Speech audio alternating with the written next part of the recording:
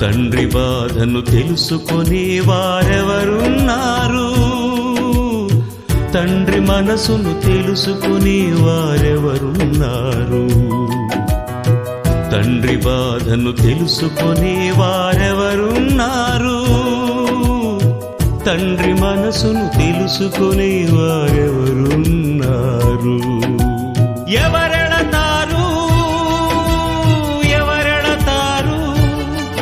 తన పిల్లలను రక్షించుటకు? ఎవరెడతారు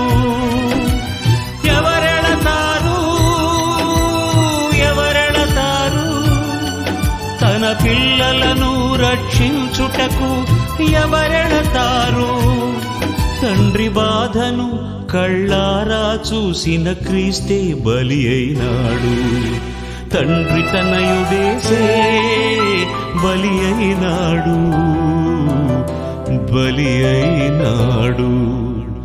తండ్రి బాధను తెలుసుకునే వారెవరున్నారు?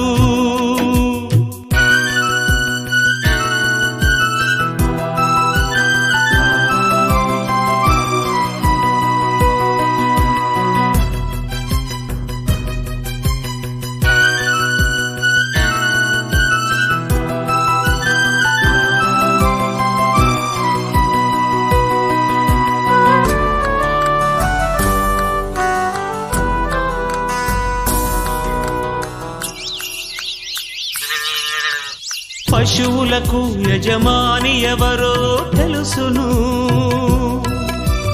మనుషులకు దేవుడెవరో తెలుసునా?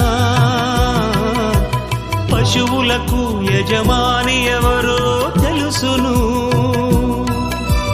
మనుషులకు దేవుడెవరో తెలుసునా? దేవుడు బ్రతుకును ఇచ్చాడు, మనిషి బ్రతకడం నేర్చాడు. దేవుడు బ్రతుకును ఇచ్చాడు, మనిషి బ్రతకడం నేర్చాడు. తన తండ్రిని ఎరుగని నరులే మూర్ఖులు. మీకంటే ఈ భూమిపై ఎవరున్నారు?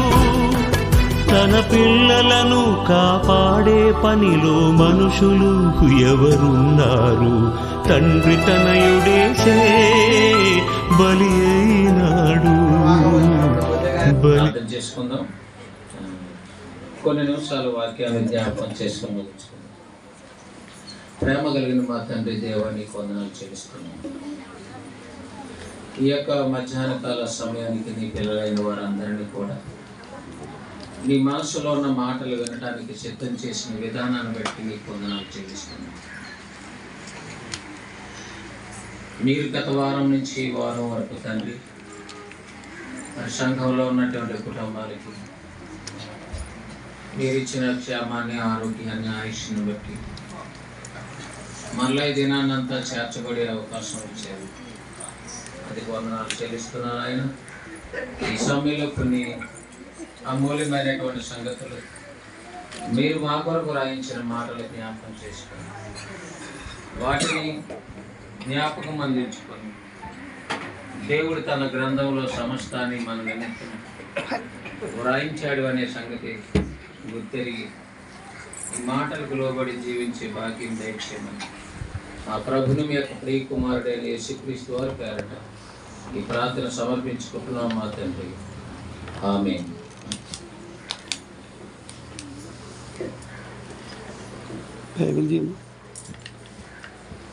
బాబు శర్బారం సహోదరుడు వచ్చారు.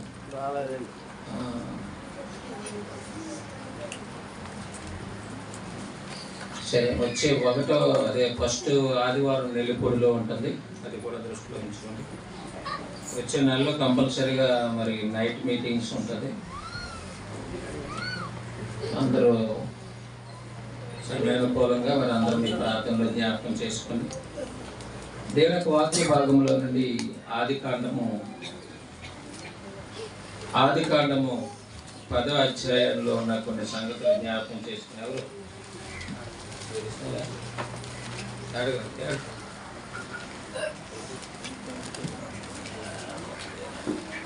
1వ వచనాన్ని మనం జ్ఞాపకం చేసుకుంటాం. నోహావు కుమారులకు షేము, హాము, యాపేతు అను వారి వంశావళి. జలప్రలయము తర్వాత వారికి కుమారులు పుట్టిరి. ప్రియమైన దేవుని వారులారా, జలప్రలయంలో తండ్రితో పాటు ఓడలోనికి ఎక్కారు. అప్పటికే వివాహమై ఉంది. వివాహమైనటువంటి మరి పిల్లలు మరెంతో కాలముగా వారికి వివాహమైనప్పటికీ పిల్లలు లేరు.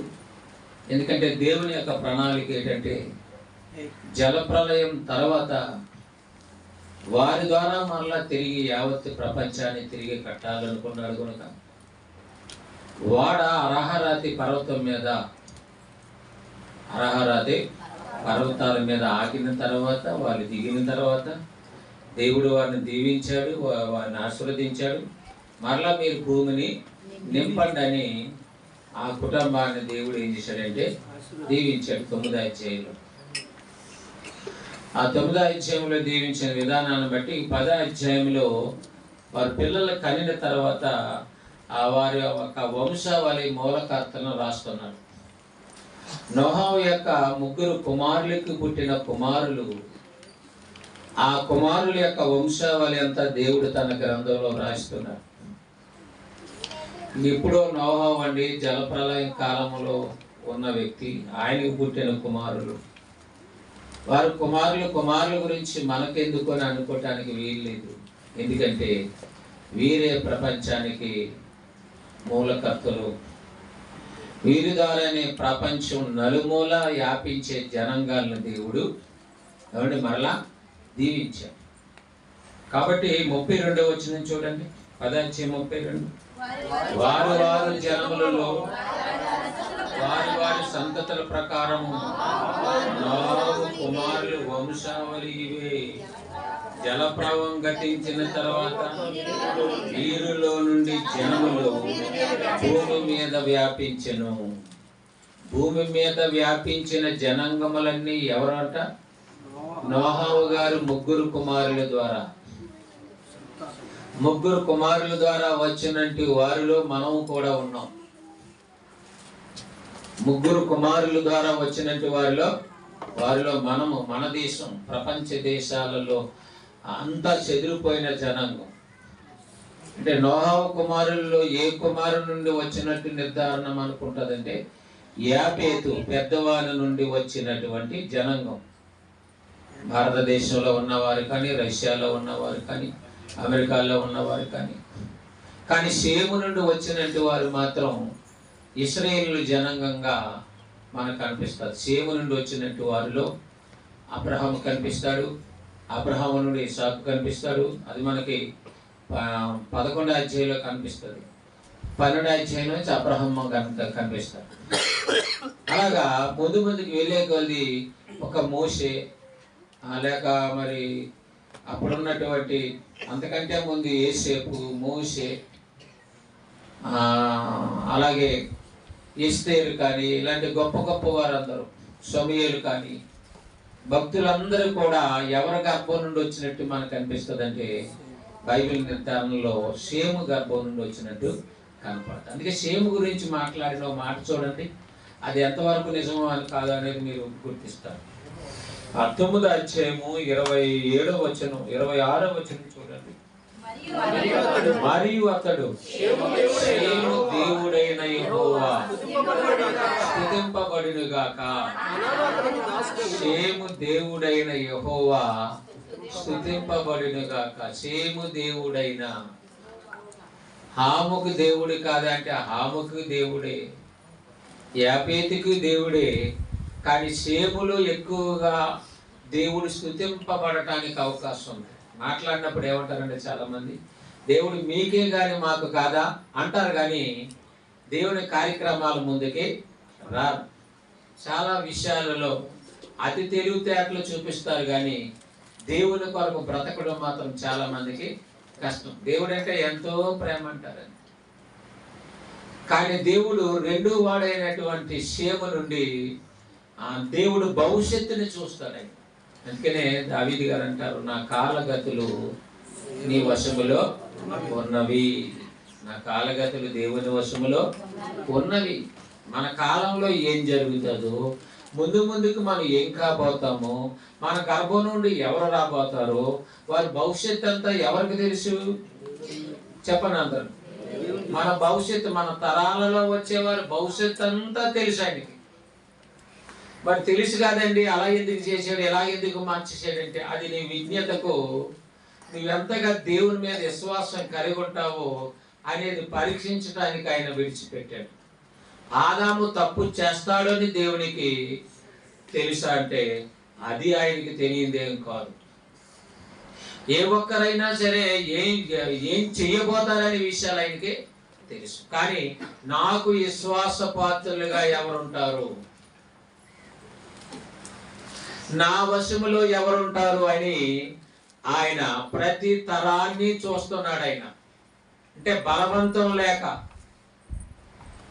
చాలా మంది అండి మత మార్పిడి బలవంతంగా చేస్తున్నారని అంటుంటారు. అంటే బైబిల్ యొక్క జ్ఞానం అర్థం కాక. దేవుడు ఎవరిని ప్రారంభం నుండి బలవంతం చేయలేదు, అలాగే కట్టిపడేయలేదు.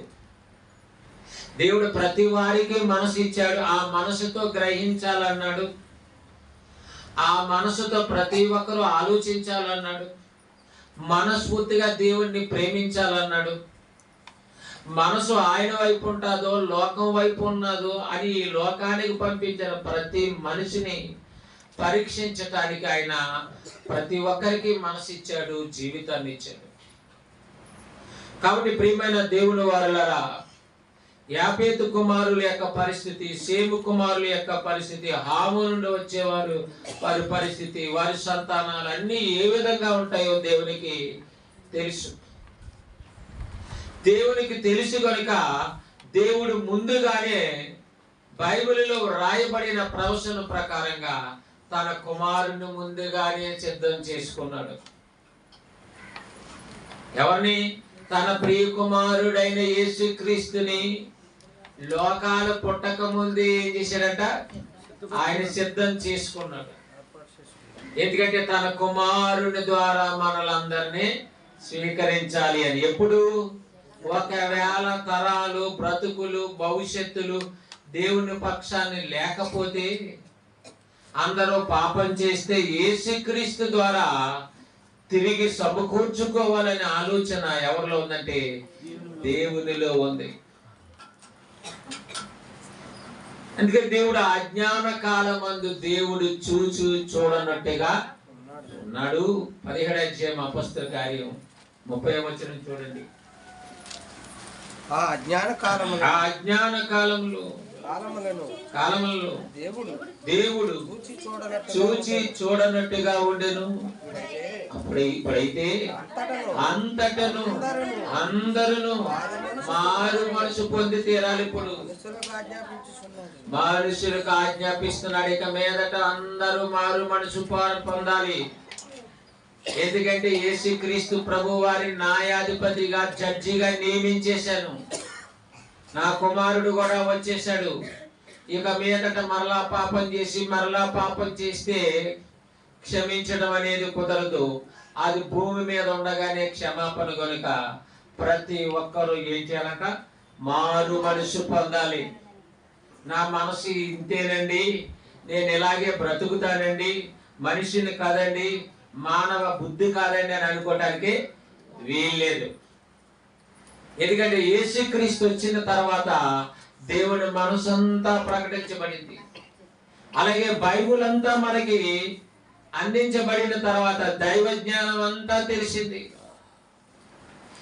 ఎంతవరకు తెలిసిందంటే ఆది కాండము నుండి.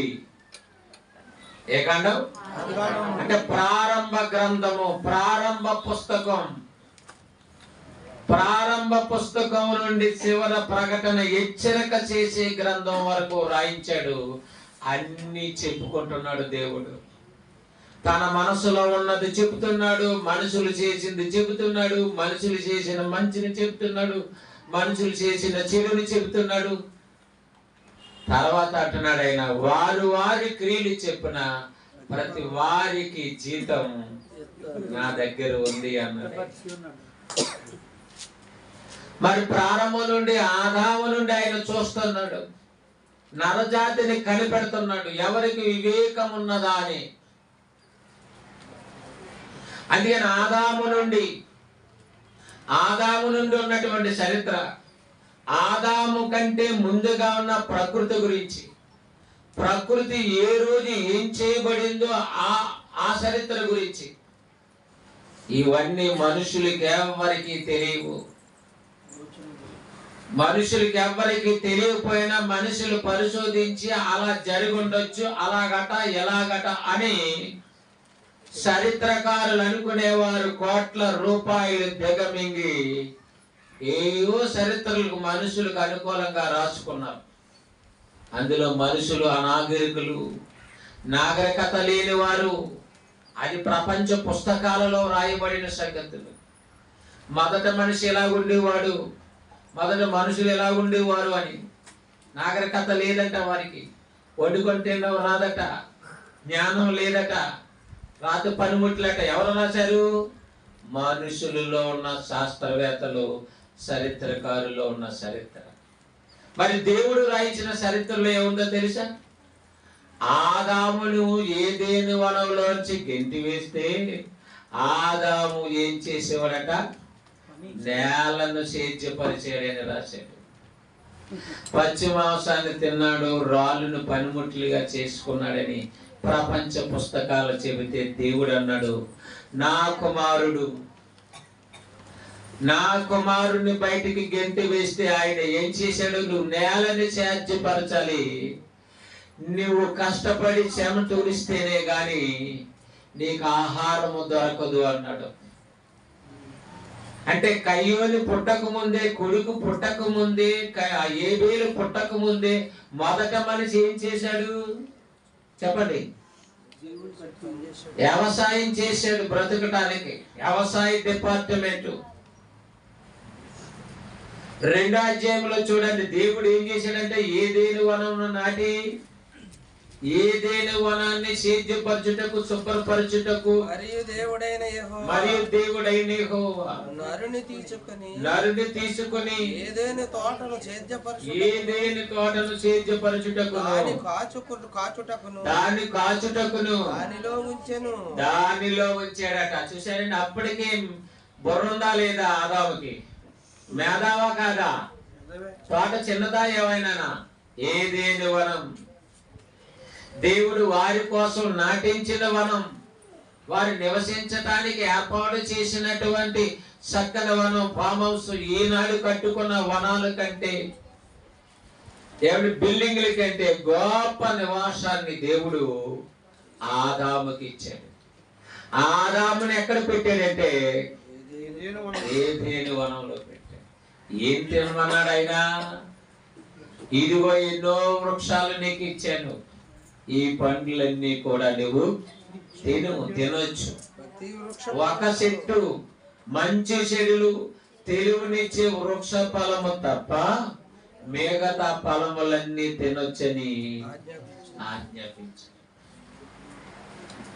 ఇలా ఆజ్ఞాపించడమే కాక ఆదాము ఎంత మేధావని మనం చెప్పుకుంటున్నాం వాక్యాన్ని బట్టి. 17వ వచనం, మరి అయితే మంచి చెడుల తెలివినిచ్చు వృక్ష ఫలములను తినకూడదు. 19వ వచనం. మరి దేవుడైన యెహోవా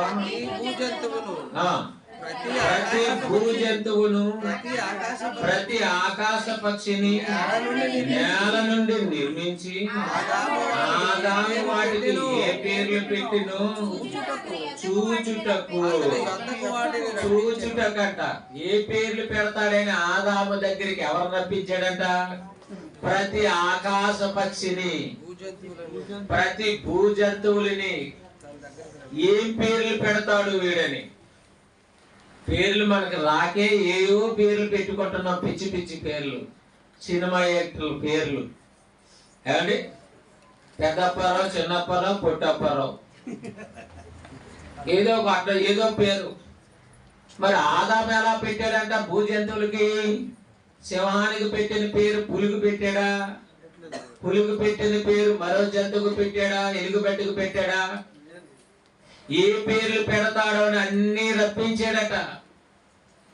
అంటే ఆదాము నాగరికత లేని అనాగరికుడా, నాగరికత జ్ఞానము తెలిసిన మేధావా? ఆలోచించండి. మొదట మనిషి మేధావి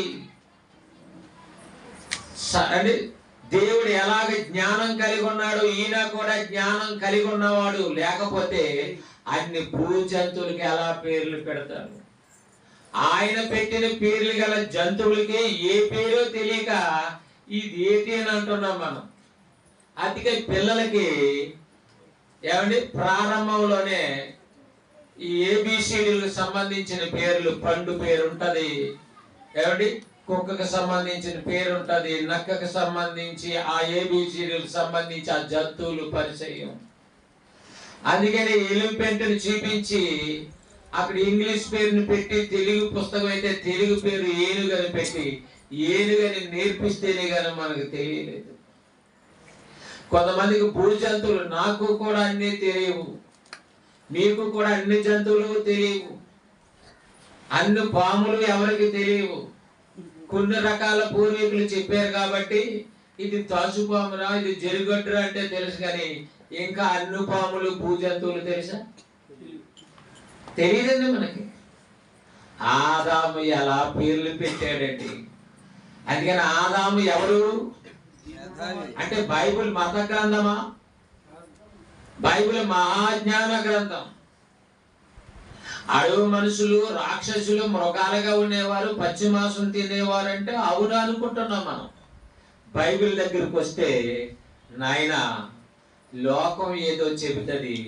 అందుకే లోకం గురించి దేవుడు ఏం రాయించాడు? కొరింథీయులకు రాసిన పత్రిక 1వ అధ్యాయంలో చూడండి, 20-21 వచనాల్లో చూసినప్పుడు దేవుడు చక్కని మాట చెప్తున్నాడు. జ్ఞాని ఏమాయను, శాస్త్రి ఏమాయను, ఈ లోకపు తర్కవాదులందరూ ఏమైపోతారు? ఈ జ్ఞానం వింటే కొరింథీ పట్టణానికి రాసుకున్న ఉత్తరంలో ఎన్ని మెన్షన్ చేసి రాస్తున్నాడండి. జ్ఞాని ఏమాయను, ఈ లోక జ్ఞానాన్ని దేవుడు వెర్రితనంగా చేసాడు. ఇప్పుడు జ్ఞానులు ఏమైపోవాలి? వెర్రి అన్నాడు అంతే. అంతదా దేవుని కాదని మనిషి కల్పించుకున్నది, మనిషి వ్రాసినది వెర్రి అన్నాడు. వెర్రితనంగా చేసేసాడు. 7 కోట్ల రూపాయలు దిగమింగి ఎంతో పరిశోధన చేస్తే, ఎన్నో సంవత్సరాలు దాన్ని పరిశోధించి పరీక్షిస్తే వెర్రిరా అన్నాడు. వెర్రి కదా, మూలం నీకు తెలియదు, మూలం నీకు తెలియదు, ఏం తెలియదు. కోతి నుంచి వచ్చాడంటే అది కరెక్ట్ కాదా? కరెక్ట్ కాదని చివరి సమయంలో డార్విన్ గారు తెలుసుకున్నారు, చివరి క్షణంలో తెలుసుకున్నారట. కాదు, మనిషి కోతి నుండి కాదు, మనిషి దేవుడి నుండి వచ్చాడని చెప్పే సమయానికి నువ్వు నోరు మూసుకొని ఊరుకోవాలి. ముందు ఏది చెప్పిందో అదే కన్ఫర్మ్. కానీ మరలా మార్చి ఈరోజు నేను మైకి పెట్టి చెప్తాను, ఇంట్లో చెప్తాను, మంచమే చెప్తాను, పుస్తకాలు రాస్తానంటే కుదరదు అని సైలెంట్ చేసిన పరిస్థితి. ఎందుకంటే మనిషి దేవుడు అని ఒప్పుకోవడానికి అస్సలు ఇష్టపడడు. దేవుడు ఉన్నాడు అనడానికి ఇష్టపడడు. దేవుడు గొప్పవాడు అనడానికి ఇష్టపడదు. మరి ఎవరు గొప్పవారంటే ఇష్టం? మా ఆయన గొప్పవాడంటే ఇష్టం, మా నాన్న గొప్పవాడంటే ఇష్టం, మా పూర్వీకులు గొప్పవారంటే ఇష్టం. అందుకనే ప్రారంభంలో జలప్రలయం తర్వాత అందరూ ఏమనుకున్నారట? ఒక గొప్ప గోపురం కడదాం. ఎక్కడ? బాబేలు, ఇరాక్ ప్రదేశంలో, ఇరాక్ ప్రముఖమైన రాజధాని అయిన బాగ్దాదు ఉన్నటువంటి ప్రాంతమే షేనారు అరణ్యం అని 11వ అధ్యాయంలో రాయబడుతుంది. షేనారు అరణ్యం. మనము భూమి యందంతటా చెదిరిపోకుండా ఒక పట్టణమును ఆకాశమంటూ శిఖరము గల ఒక గోపురాన్ని కట్టుకొని పేరు సంపాదించుకుందంటే ప్రారంభంలో జల ప్రళయము తర్వాత షేము నుండి హేపెతు నుండి హాము నుండి వచ్చిన ఆ వంశాలు ఏం చేస్తున్నాయంటే ఆ తూర్పు దిక్కును పోగా సేనారు అరణ్యం ఒకటే తగిలింది. మైదానం, ఆ విస్తారమైన ఖాళీ ప్రదేశం అన్నమాట. ఆ ఖాళీ ప్రదేశంలో అప్పుడున్న మానవ సమాజం సెటిల్ అయ్యి ఒకే భాషతో ఒకే మాటతో ఏకంగా ఉండి అందరికి ఏం ఐడియా వచ్చిందట, మనం గొప్ప పేరు తెచ్చుకుందాం. అప్పుడు ఏం రాశాడట, మన ఇటుకలను బాగా కాల్చి ఇటుకలను కాల్చాలి, అడిసిని తయారు చేయాలి, దానికి మధ్య అడిసిని తయారు చేసి పెట్టాలనే పరిజ్ఞానం మనిషికి ఎప్పుడుంది? బాబేలు అనే ప్రాంతములో సేనారు మైదానములు అక్కడ ఆ గోపురం కట్టేటప్పుడు వారికి వచ్చిన ఆలోచన ఏంటంటే, ఆ మాట మీరు చూడండి 11వ అధ్యాయంలో చూడండి, 3వ వచనం, మనం ఇటుకలు చేసి బాగుగా కాల్చేదము రండి. ఎప్పుడో జరిగిన దేవుడు ఎందుకు రాయిస్తున్నాడంటే చరిత్రకారులనే వెనక్కి లాగి ఇది తెలుసుకుంటా అని వారి కాళ్ళ వెనక్కి లాగి చెప్పేవాడే దేవుడు. ప్రపంచం నలుదిశల దేశాలుగా ఎబేరు కుమారుడు పెలేగు అనేటువంటి కుమారుడు కాలములో దేశాలు విభాగించబడ్డదట భూమి. అది వ్రాయించాడు. ఎందుకని? మీకు ఏం తెలియాలన్నా మానవ చరిత్ర తెలియాలా, సృష్టి చరిత్ర తెలియాలా, వారి యొక్క నాగరికత, వారి పరిజ్ఞానం తెలియాలా, వారి పాపం తెలియాలా, వారి మంచితనం తెలియాలా, వారి చెడుతనం తెలియాలా, అన్ని మనిషి గురించి నన్ను అడుగు, నేను చెబుతానంటాడు దేవుడైతే. నువ్వైతే ఏమంటావు? మా ఆయన గురించి ఏం చెప్పమంటారు లేండి, చెప్పుకుంటే సిగ్గని నువ్వేమీ చెప్పవు. నీ కూతురు కోసం చెప్పుకుంటే సిగ్గని ఏమీ చెప్పవు. నీ కొడుకు కోసం ఏమీ చెప్పవు, తెలుసు, కానీ చెబితే సిగ్గని ఏం చెప్పమంటారులేండి, చెబితే సిగ్గు ఈ కథంతా. మరి దేవుడు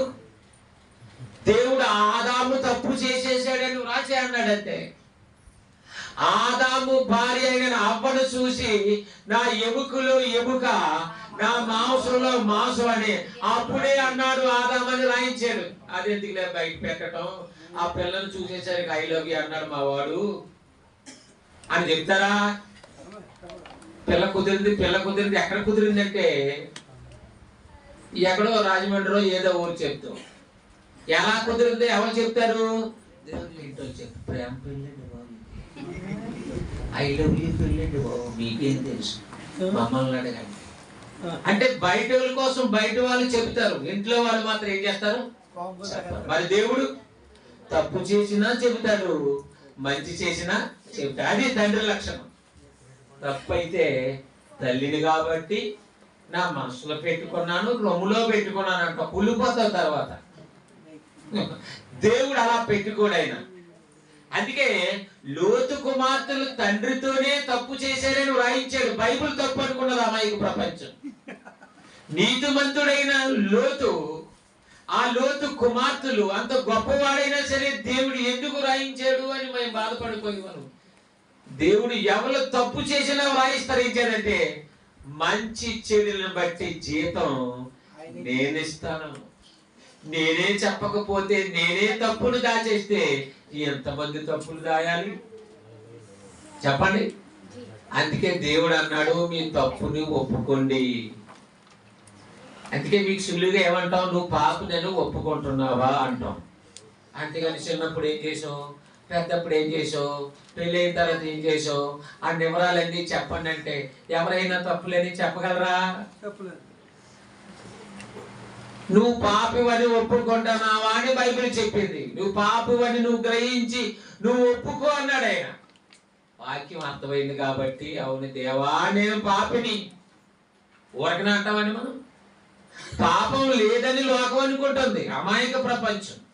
ఏది పాపము ఏది మంచో దేవుని జ్ఞానాన్ని బట్టి తెలుస్తుంది, కానీ మనుషులకు ఏది తప్పు అనిపించదండి. అవునురా వాడు అన్నాడని మేమన్నాం, ఆడు కొట్టాడని నేను చేసుకున్నాం, ఆడు ఎలా చేశాడని మేము దెబ్బేసాం. ఇది మానవ నైజం.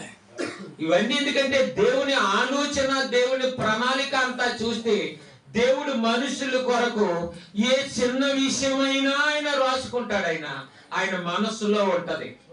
అందుకని ఆదాము దేవా ఈ స్త్రీని నాకు ఇచ్చేవని అనే ముందు నా ఎముకలో ఎముక, నా మాంసంలో మాంసం. అందుకని అమ్మ నాన్నల కంటే ఎక్కువ ప్రేమ చూపించేది ఎవరి మీద అంటే భార్య మీద. తండ్రి మాటనైనా తల్లి మాటనైనా కాదంటాడేమో, కానీ భార్య మాటలు కాదనటానికి వీల్లేదు. కారణం ఆదాములోనే ఏమండి ఆ ప్రారంభ DNA మనకిలో అందులో కనిపిస్తుంది. కాబట్టి ప్రియమైనటువంటి దేవుడు వారులారా, అందుకే దేవుడు రాయించాడు, కాబట్టి పురుషుడు తన తండ్రిని తల్లిని విడిచి తన భార్యను హత్తుకొనును, వారి ఏక శరీరమై ఉందురు. మీరు అత్తమామలు తల్లిదండ్రులు మీరు అందరూ నోరు మూసుకొని ఊరుకోండి, వారిద్దరు కలిసి ఉంటారు అన్నట్టు దేవుడు రాయించాడు. అదే ఊరిక గుద్దులాడేసేసి కుదరదండి ఆ పిల్లలు ఏం చేసిందని కుర్రడు ఎలా చేసిందని అంతైతే మాత్రం నేను గొడవలు పెట్టుకోకూడదు. దేవుడు రాయించాడు. ఏది ఏమైనా ఆ ఆకర్షణ వారిలో పెట్టాడు. కాబట్టి ఎవరిలో స్త్రీలు ఆకర్షణ పెట్టాడు. భూమిలో ఆకర్షణ కాదు, రంగుల్లో ఆకర్షణ కాదు. ఆడపిల్లను లేక స్త్రీను భార్యాన్ని చూసేసరికి ఆకర్షణ. భూమికి ఆకర్షణ ఉన్నదని ఎవరు చెప్పారు? న్యూటన్ గారు చెప్పారు. మనిషికి ఆకర్షణ ఎక్కడ ఉన్నదంటే స్త్రీ పురుషుల మధ్య ఆకర్షణ పెట్టింది ఎవరంటే దేవుడు. అందుకని అది రాయించాడు. ఇంకా వాడు అనాగరికుడు కాదు, పచ్చి మాంసం తినలేదు, పశుప్రాయుడు కాదు. ఏం చేశాడు వాడు? ఏం చేశాడంటే ఏం చేశాడు అంటున్నాడు అక్కడ. భూ జంతువులన్నిటికీ ఆకాశ పక్షులన్నిటికీ నేల నుండి నిర్మించి ఆదాము వాటికి ఏ పేరు పెట్టిను? ఏ పేర్లు పెడతాడు వీడు? ఎన్ని పేర్లండి, ఎన్ని జీవరాశులండి? 84 లక్షలు అన్నో పని అదే అనుకుందాం. 84 లక్షల జీవరాశుల పేర్లు కాదు, మామూలు పేర్లు ఏమన్నా చెప్పు. పెట్టిన పేరు పెట్టకుండా నాకే పేరు ఎట్టందంటే చాలా ఇబ్బంది పడుతున్నానని మీకు చెప్పాను. అందులోని మా తాత పేరు పెట్టండి, మా బాబు లూగు పేరు పెట్టండి అంటే ఇంకా కష్టమైపోద్ది మనకి. ఆ పేరు సాయన కలాలి, బాణ కలిగి ఒక అక్షరం కలపండి అంటారు. మామూలుగానే మనకి ఎంత అంటే ఆదాము కంటే మన మైండ్ సెట్ ప్రారంభ ఆదాము కంటే మన మైండ్ సెట్ తక్కువ అంటే 100% చాలా తక్కువ. అందుకని ఏ పేర్లు పెట్టిరు అని జంతువులన్నీ రప్పిస్తుంటే అన్ని జీవరాశులకి నీ పేరు సింహం, నీ పేరు పులి, నీ పేరు మేక, నీ పేరు మరొకటి, నీ పేరు నీతి, నీ పేరు నీతి అని ప్రతి భూ జంతువు నేలను ప్రాకే ప్రతి దానికి పేర్లే. ఇవన్నీ పెట్టాడంటే ఆదాము ఎవరు? మేధావా కదా? జ్ఞానమే. ఇంత జ్ఞానవంతుడు కాస్త ఎవరి ద్వారా మళ్లించబడ్డాడు? దుష్టుడైన అపవాది స్త్రీని మోసగించటం వలన.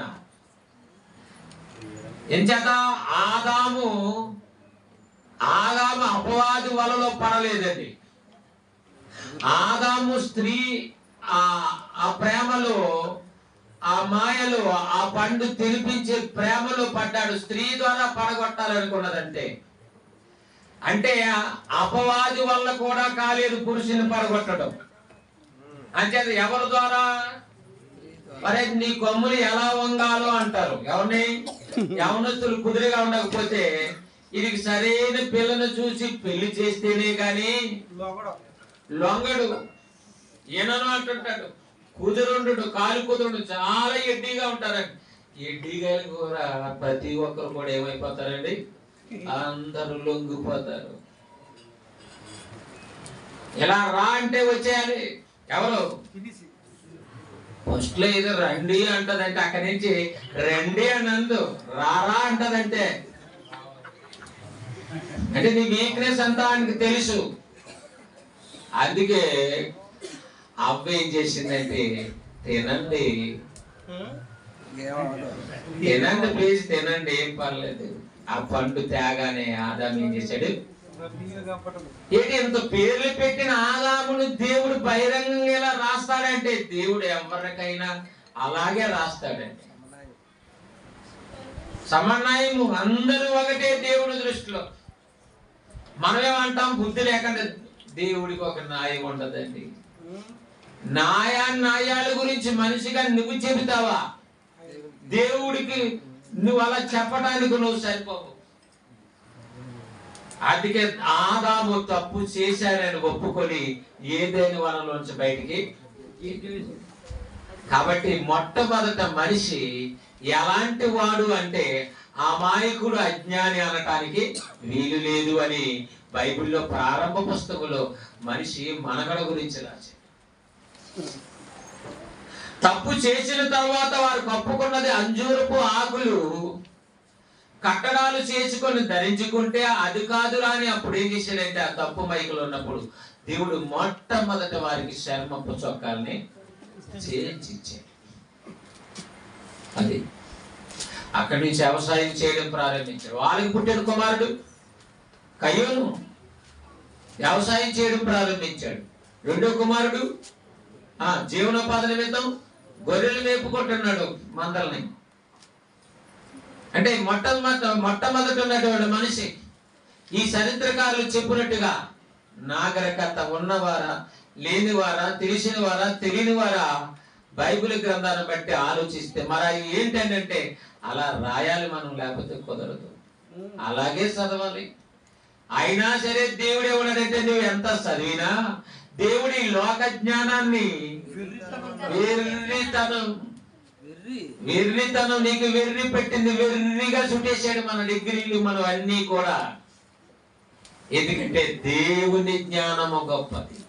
అందుకని పౌలు గారి ముందు ఆ గ్రీసు దేశంలో ఉన్నట్టు వారి గ్రీకులు మాట్లాడటానికి వారి మేధాశక్తి కూడా చాలా మరి నిజంగా ఆశ్చర్యమైపోయారు. జ్ఞాని ఏమయ్యను, శాస్త్రి ఏమయ్యను, ఈ లోకము తర్కవాది ఏమయ్యను, ఏమైపోతారు మీరంతా. దేవుడు వెర్రితనం చేసేసాడు. యేసుక్రీస్తు అంటే ఎవరనుకుంటున్నారు? సిలువని కూర్చుని వార్త అంటే ఏమనుకుంటున్నారు? బైబిల్ అంటే ఏమనుకుంటున్నారు? ఆదికాండం అంటే ఏమనుకుంటున్నారు? ఆదికాండంలో దేవుడు ఎలా చేశాడని ఉంటాడండి. ఎంతవరకు నిజమండి అంటే, నువ్వేమన్నా చేసావా? సృష్టి గురించి ఎవరు చెప్పగలరు? చెప్పండి. మీ అబ్బాయి గురించి ఎవరు చెప్పగలరు? మీ పిల్లల గురించి ఎవరు చెప్పగలరు? మీరు చెప్పగలరు, నేను చెప్పగలను. మన పిల్లల గురించి మనకు తెలుస్తుంది. సృష్టిని గురించి చెప్పాలంటే దేవుడు చెప్పాలి. మనిషిని గురించి చెప్పాలంటే దేవుడు చెప్పాలి. ఆయన చెప్పాడు కాబట్టి విషయాలు తెలిసాయి. ఆయన మానవ వంశాల గురించి చెబుతున్నాడు.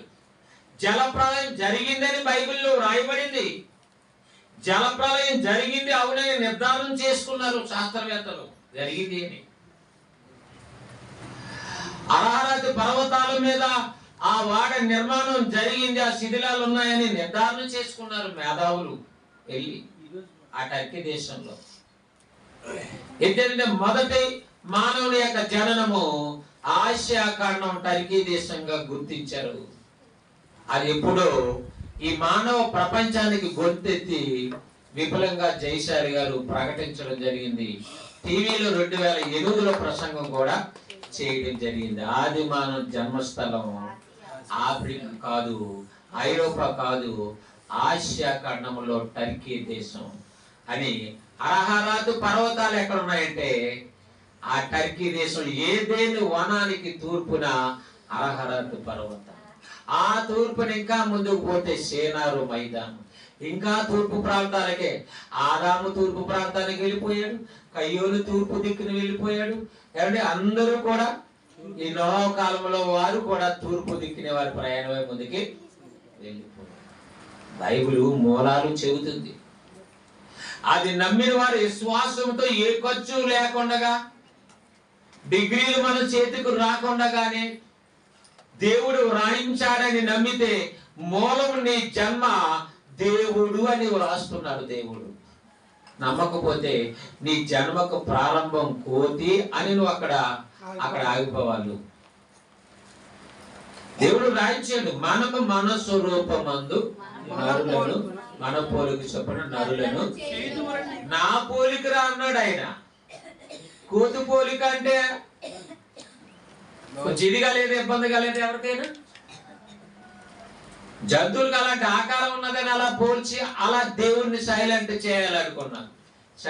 చేయాలనుకున్న చరిత్రకారులు, శాస్త్రవేత్తలు సైలెంట్ అయిపోరు. ఏనాటికైనా మన రాబోయే పిల్లల తరాలలో బైబిల్ గొప్పగా ప్రపంచానికి చాటి చెప్పి మానవ జీవిత చరిత్రను చెప్పగలరు. ఇప్పుడు జలప్రలయం తర్వాత కూడా రాయబడిన చరిత్ర అక్కడ రాయిస్తున్నాడు. ఇవన్నీ ఎన్ని ఎవరికి గుర్తున్నాయి? మోసే చూశాడంటే మోసే చూడలేదు. ఆకాశం కలుగు చేయడం మోసే చూశాడంటే మోసే అప్పటికి పుట్టలేదు, ఆదామే లేదు. కానీ ఇవన్నీ ఎవరితో చెప్పాడట? దేవుడు మోసేతో చెప్పాడు. నేను ఆదాముని ఇలా చేశాను, ఆకాశం ఇలా చేశాను, భూజంతులు ఇలా చేశాను. ఆకాశంలో పక్షులు ఎగిరిన కాకంటే అక్కడికి వచ్చేసే అనుకుంటున్నాం. ఇక్కడ ఏమనుకున్నాం? ఇక్కడ ఏం రాశాడు? ప్రతి భూజంతువుని, ఆకాశ పక్షుల్ని ఎక్కడి నుంచి పుట్టించాడంట? నేల నుండి అన్నాడు ఆయన. నేల నుండి పుట్టి ఆకాశంలో ఎగురునుగాక. దేవుడు అంటే సులువుగా ఇడిపోతుందండి, అంతా సులువుగా మనకి విషయాలన్నీ అర్థమవుతాడు దేవుడు అనేసరికి. అంచేత షేము, హాము, యాపేతు అనేటువంటి వారికి కలిగిన సంతానాలు ప్రారంభ వచనాలు చదివి ముగిస్తాను. సమయం మరి 1 గంట అవుతుంది, నేను ముగించేస్తాను. 2 వచనాలు చదివి 10వ అధ్యాయము. జలప్రలయం తర్వాత వారికి కుమారులు పుట్టిరి. 2వ వచనం, యాపేతు కుమారులు గోమెరు, మాగోగు, మాదియా, యావాను, తుబాలు, మేషేకు, తెరాసు అనువారు. గోమోరు కుమారులు అస్కనజు, రిపాతు, తోగర్మ అనువారు. యావాను కుమారులు ఎలీసా, తర్షీసు, కిత్తీము, దాదోనిము అనువారు. వీరి నుండి సముద్ర తీరమందుండిన జనములు వ్యాపించెను. నువ్వు బంగాళాఖాతం దగ్గర, అరేబియా దగ్గర, పసిఫిక్ మహాసముద్రం, ఏ సముద్ర తీర ప్రాంతాల్లో ఉన్నారు ఈ ప్రజలందరూ ఎవరి నుంచి వచ్చారంట? యాపేతు నుండి వచ్చిన వారట. అందుకే 27వ వచనంలో దేవుడు రాయించాడు, దేవుడు యాపేతును విశాలపరచును. యాపేతును ఏం చేశాడంట? విశాలపరిచాడంట నలుదిక్కులకి. షేము గురించి అయితే ఏమన్నారంటే, షేము దేవుడైన యెహోవా స్తుతింపబడునుగాక. షేము దేవుడైన యెహోవా అంటే అబ్రహాము దగ్గర నుంచి వచ్చిన ఇశ్రాయేలు జాతి సంతానం చివరికి యేసుక్రీస్తు వరకు ఈనాటి ఉన్న ఇశ్రాయేలీలు, యూదులు, వీళ్ళంతా షేము నుండి వచ్చిన వారు. ఎందుకు? అబ్రహాము కుమారుడు ఇస్సాకు, ఇస్సాకు కుమారుడు యాకోబు, యాకోబు కుమారులు 12 మంది. వారంతా ఈజిప్టు దేశంలో, ఆఫ్రికా ఖండంలో ఈజిప్టు దేశానికి వెళ్ళి వలస వెళ్ళి అక్కడ అభివృద్ధి చెందారు. అక్కడ దాకా ఎందుకు వెళ్ళిపోయారు? దేవుడి గొప్పతనము తెలియాలి, దేవుడు ప్రజలను స్థాపించాడని ఆఫ్రికా ఖండానికి తెలియాలి, ఐరోపా ఖండానికి తెలియాలి. అంచేతే పౌలు గారు గ్రీసు దేశాలలో, అనేక దేశాల్లో, చివరికి రోమా పట్టణానికి, రోమాపురికి కూడా వెళ్ళి అక్కడ కూడా దేశాలు, ఖండాలను, 3 ఖండాలను తిరిగి బోధించాడు. ఎవరంటే అపోస్తలుడైన పౌలు గారు. మహాజ్ఞానాన్ని బోధించాడు. ఏంటంటే బైబిల్లో జ్ఞానం అందాలి, యేసుక్రీస్తు గురించి సువార్త తెలియాలి, మానవ చరిత్ర తెలియాలి, మానవ జన్మ గురించి తెలియాలి, మానవ బ్రతుకు గురించి తెలియాలి, మానవ మరణం గురించి తెలియాలి, మరణిస్తే ఎక్కడికి వెళ్తావో తెలియాలి. ఇలాంటి విషయాలన్నీ చెప్పే మహాజ్ఞానమైన గ్రంథమే బైబిల్. అందులో సువార్త కూడా ఇమర్చబడింది. అందుకని యాబేతు సంతానం అంతా ఎలాగ ఉన్నారని చెప్పి అప్పుడు ఆము కుమారులు చెప్తున్నాడు. చూడండి, ఆము కుమారులు కూసు, మిశ్రాయిము, పూతు, కానాను అనువారు. కూసు కుమారులు శాబ, అబీల, సబత్త, రాయమ అనువారు. సప్తక అనువారు. రాయము కుమారులు శాబ, దాదాను అనువారు. కూసు నిమ్రోదుని కనిను, అతని భూమి మీద పరాక్రమశాలి అయి ఉండుటకు ఆరంభించెను. వాడే నిమ్రోదు. మొట్టమొదట ఒక మనిషి పెత్తానం చేయటం, రాజ్యాన్ని పట్టణాలని స్థాపించాలన్న ఆలోచన నిమ్రోదికి వచ్చింది. వాడే ఏ పట్టణాలు కట్టాడు అవన్నీ వ్రాయించాడు. చీనారు దేశ ప్రాంతాల్లో అతను కూడా ప్రారంభించాడు. ఆడు ప్రారంభించాడు కాదని 11వ అధ్యాయంలో అక్కడ అభివృద్ధి చెందిన జనం బాబేల్ గోపురం కట్టాలని వారి ప్రారంభించారు. ఇప్పుడు చదివిన పేర్లన్నీ మనుషుల పేర్లుగా ఉంటాయి, కానీ మూలానికి వెళ్తే ఇవి దేశాల పేర్లు, అనేక పట్టణాల పేర్లు. ఈనాడున్న దేశాల పేర్లు మూలానికి వెళితే, ఎందుకంటే పట్టణాలు అభివృద్ధి చెందే కొద్దీ రాజమండ్రి ఎలాగ అయిపోయిందో, రాజమహేంద్రవరంగా, ఎవరి కాకినాడ ఎలాగ అయిపోయిందో, విశాఖపట్నం ఎలాగ అయిపోయిందో, మరొక అనేక ప్రాంతాలకి ప్రత్యేకమైన వెరైటీ గల అద్భుతమైన పేర్లు మనుషులు వాటికి నమోదు చేశారు. అదే ఒకప్పుడు ఈ వీళ్ళ పేర్లే వారున్న దేశాలకి పట్టణాలకి ఉండేవి. వారి కుమారులకని ఆ ప్రాంతాలకు ఆ పేరు, ఆ పట్టణాలకు ఆ పేరు. రోమా ప్రాంతంలో కూడా, రోమా పట్టణం పరిస్థితి కూడా అలాంటిదే. కాబట్టి దేవుని యొక్క వాక్య ప్రకారం చూసినట్లయితే హాము కుమారులంతా ఆఫ్రికా ఖండాన్ని ఆవరించి ఉన్నవారు.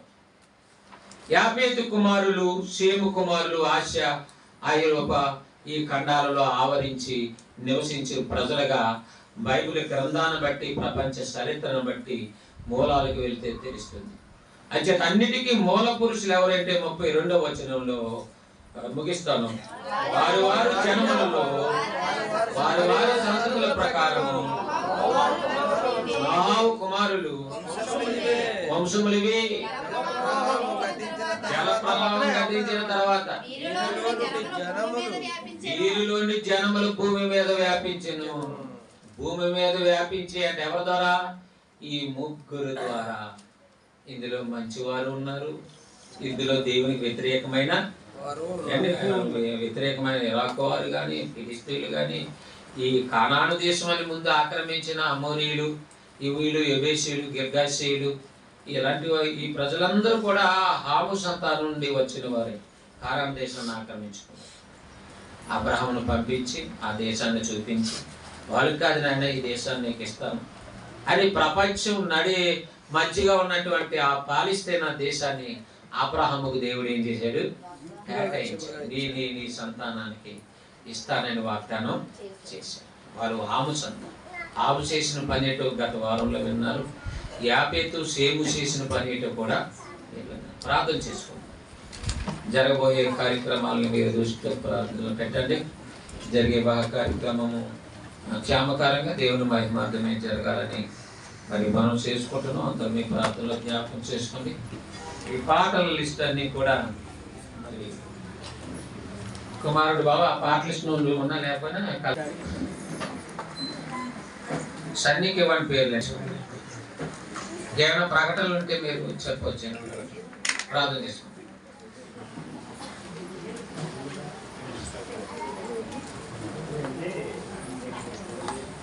వారు కూడా చెప్పండి అమ్మా. Okay, right. ప్రార్థన చేసుకుందాం. కుమారుడు జోగనాథం యొక్క ఆదరణ జ్ఞాపకంతో కూడిక రేపు శోభనగా మళ్ళీ శోభన వచ్చింది. అందరూ దృష్టిలో ఉంచుకోండి. ప్రార్థన చేసుకోండి. ప్రేమ కలిగిన మా తండ్రి దేవాన్ని కొందరం చేస్తాం. ఇంతవరకు మా తండ్రి నీ పిల్లలైనట్టు వారికి అది సులువుగా మానవ జాతి యొక్క ప్రారంభం, వారి ఉత్పత్తి, వారి మనగడి, వారి అభివృద్ధి చెందిన విధానాన్ని నీ గ్రంథం దగ్గర విశ్వాసంతో నమ్మకం మిమ్మల్ని నమ్మి వచ్చినట్లయితే సమస్త విషయాలు ప్రారంభ ఉనికిని మీరు గ్రంథంలో వ్రాయించారు. వాస్తవాలను గమనించి అన్ని దేవుని ఏర్పాటు చేయబడినవని మేము నమ్ముచున్నాము నాయన, అంగీకరిస్తున్నాం. మరి మనుషులు అనేక మంది వ్యర్థమైన ప్రయత్నాలు చేస్తున్నారు. అందుకే జ్ఞానుల యొక్క జ్ఞానాన్ని శూన్యంగా చేస్తాను. నీ కృపను బట్టి మీరు మమ్మల్ని మీ నుండి ఈ లోకానికి పంపించారు. మీ నుండి వచ్చినటువంటి ఆదాము ద్వారా, ఆదాము నుండి వచ్చిన నోహావు ద్వారా, నోహావు ద్వారా వచ్చిన ముగ్గురు కుమారుల ద్వారా ప్రపంచాన్ని మరలా పాలించండి, అభివృద్ధి చెందండి, విస్తరించి భూమిని నిండించండి అని మీరు అన్నారు. అందుకే వారి ముగ్గురు ద్వారానే మేము కూడా ఈనాడు ప్రపంచంలో ప్రవేశించాలి. మా పిల్లలు రాబోయే తరాలందరూ కూడా రావటానికి వారు మూల పురుషులుగా ఏర్పాటు చేశారు. ఇటు ప్రేమను బట్టి, తరాలలో మీరు చూపిన భవిష్యత్తును బట్టి మా తండ్రి నీకు వందనాలు చేస్తాను. నిన్న వాస్తవాన్ని గ్రహించే భాగ్యం తెచ్చాను. చేర్చబడిన బిడ్డలందరినీ దీవించండి, మహిమాత్వాన్ని నడిపించండి. రేపు రాబోయే 30వ తేదీ గురువారం జరగబోయే వివాహ కార్యక్రమం ఘనంగా, మర్యాదగాను మీ మహిమార్థమే జరగటానికి సహాయం దయచేయండి. అనేక మంది బిడ్డలు మీ మహిమార్థమై పాడి వివాహం ఘనమైనదని నిరూపించే నీ జ్ఞానం ప్రకటించబడటానికి సహాయం దయచేయండి. ప్రతి విధమైన సహాయం నీ బిడ్డలకు దయచేసి మేలును అనుగ్రహించి మీ కృపలో బలపరుస్తారు. మా ప్రభుని మీ యొక్క ప్రియకుమారుడైన యేసుక్రీస్తు వారి పేరట ఈ ప్రార్థన సమర్పించుకుంటున్నాం మా తండ్రి. ఆమేన్. దయచేసి మీ